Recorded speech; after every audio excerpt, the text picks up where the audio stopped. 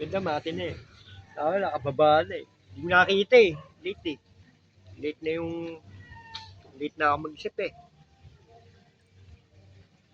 Late ko na lang ako yun. Nakababa eh. Ganda sa ano eh. Sacrifice lang yung...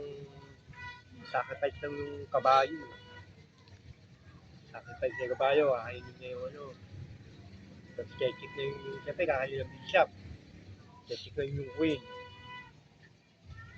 Tapos ano.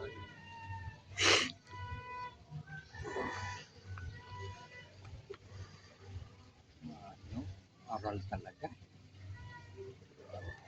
Aral talaga.